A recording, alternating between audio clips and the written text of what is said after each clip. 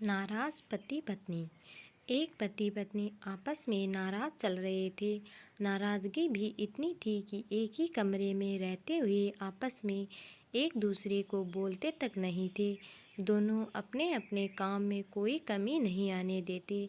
जैसे सुबह पति उठता तो पत्नी चाय टेबल पर रख जाती और ऑफिस का समय होता तो लंच बॉक्स तैयार करके देती। इसी तरह पति भी ऑफिस से आते हुए सब्जी राशन आदि लाकर रख देता।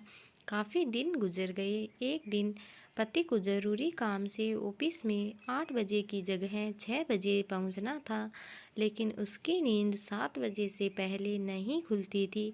रात को सोने के समय पति को विचार आया कि सुबह मुझे 5 बजे कौन उठाएगा।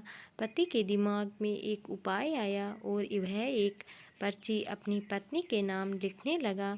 देखो मीना, मुझे सुबह ऑफिस जल्दी जाना है, इसलिए मुझे 5 बजे जगा देना।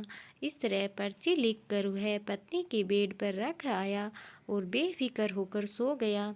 पत्नी पर्ची उठाकर पढ़ी और कुछ सोचा और वह भी सो गई। सुबह पति की नींद खुली तो उसने उठकर घड़ी की तरफ देखा।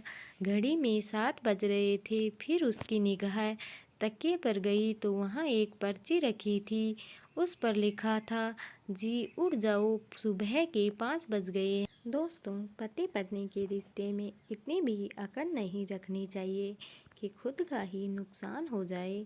नाराज़गी तो हर पति पत्नी में होती है, लेकिन समय रहते एक दूसरे को मना लेना चाहिए। यही तो होता है पति पत्नी का नोक झोंक वाला खट्टा मीठा रिश्ता। कहानी अच्छी लगे तो लाइक कमेंट करके ज़रूर बताएं। धन्यवाद।